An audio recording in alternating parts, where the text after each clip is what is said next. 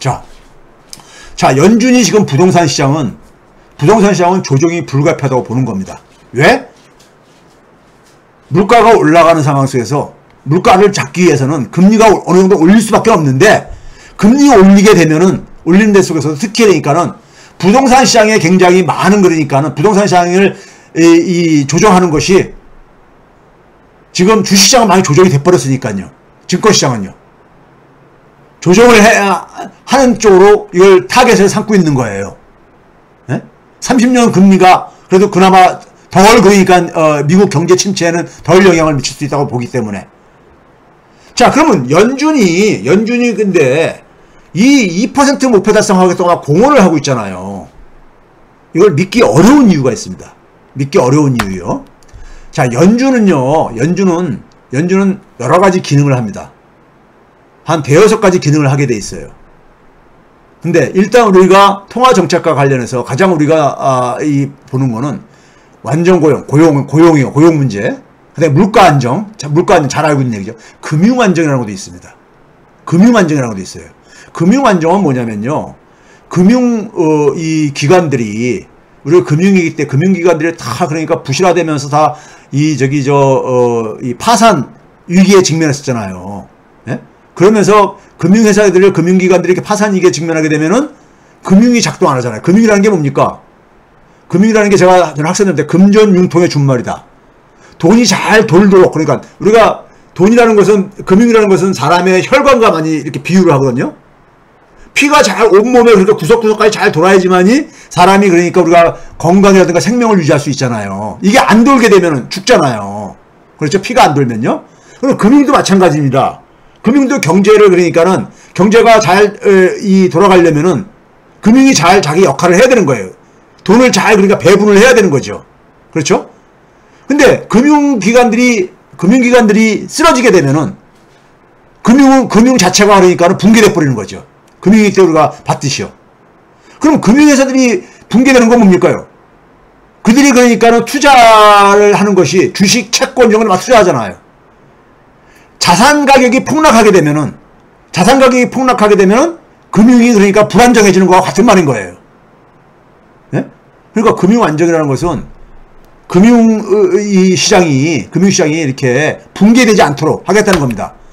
이 연준의 홈페이지에 가면요. 이런 그림이 있습니다. 연준의 주요 5대 기능과 관련해가지고 맨 밑에 줄에 보게 되면, 자, 미국의 US 중앙은행은 페더럴 리저브 시스템이라는 것이고, 3개의 주요한 그러니까 기관들이 있다 해가지고 쭉 구한 것이고요. 12개의 지역 연준과, 그 다음에 FOMC, 통화 정책을 결정하는 기구, 우리나라 한국은행의 금융통화위원회 같은 거죠. 그 다음에 이제 뭐냐면은 이 연준 이사, 이 3가지 기구로 이렇게 돼 있다는 거고, 맨 밑에 보게 되면 5가지 기능을 한다 이렇게 돼 있죠. 첫 번째가 뭐냐면은 통화 정책을 수행한다. 이게 바로 이제 완전 고용하고 물가 안정 두 가지 미션을 통화 정책의 미션으로 이렇게 설정하고 있죠. 그 다음에 두 번째 있는 거 봐보세요. 뭐라고 돼 있습니까요? Helping maintain the stability of the financial system. 금융 시스템의 안정성을 유지하는 것을 돕는다. 그렇죠. 금융 시스템이 안정되도록 돕는다는 거예요. 연준이요. 주요한 기능 중에 하나로 되어 있어요. 그 다음에 뭐냐면 감독과 규제. 금융회사들에 대한 감독과 규제. 예? 그리고 뭐냐면은 결제가 잘 될 수 있도록. 그 다음에 소비자들을 그렇게 잘 보호하고. 이런 것들이요.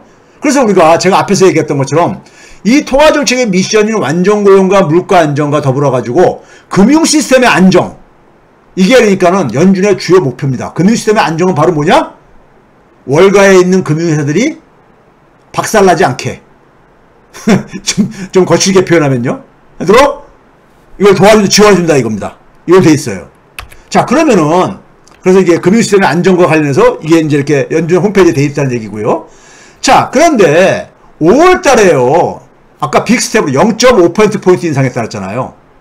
그리고 나서요. 어떤 얘기가 나왔냐면은 이 월가 쪽에서 나온 게 뭐냐면은, 자, 이거 봐보세요. 타임즈에 이제 나온 기사입니다. 5월 13일자예요. 오버리액팅. 연준이 과잉 반응을 하게 되면은, 위험을 그러니까 가져온다. 수반한다 이거예요. 너무 그러니까는 오버하려고 하지 말라 이거예요. 예? 물가 잡겠다고 금리를 막 이렇게 빠르게 하려고 하지 마라 이거예요. 그랬다가 리스크가 온다 이거예요. 그 리스크가 바로 뭐냐? 월가에 주는 충격을 얘기를 하는 거죠. 자, 미국의 이 지금 우리가 미국은 80년대 중반 이후부터는 미국의 경기 침체는요, 금융위기의 후유증으로 나타난 경기 침체였었습니다. 그러다 보니까는 항상 보게 되면요, 금융위기가 딱 터지고 나서 침체가 오다 보니까는, 침체가 오게 되면 되게 물가는 인플레이션이 떨어지잖아요.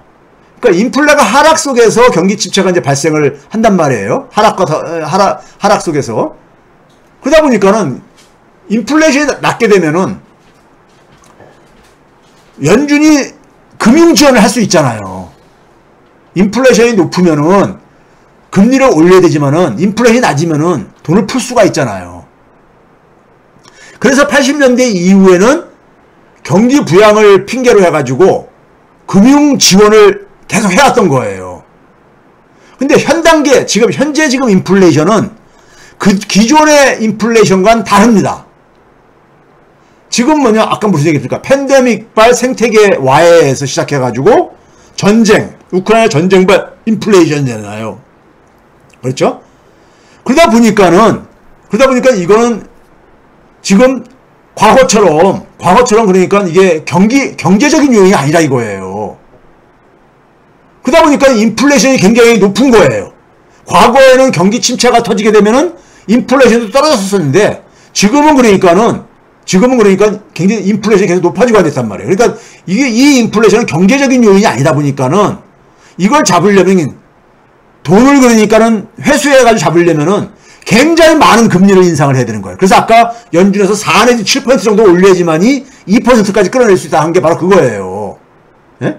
지금 무슨 얘기냐면은 연준이 인플레이션을 끌어내리려면은 금리를 굉장히 많이 올려야 돼요. 근데 금리를 많이 올리게 되게 되면은 주식시장, 채권시장이 붕괴되잖아요. 예? 그래서 금융이 굉장히 불안정해지잖아요. 그러니까 물가를 잡을 거냐, 금융을 안정시킬 거냐, 이 두 가지 다 해야 되겠는데,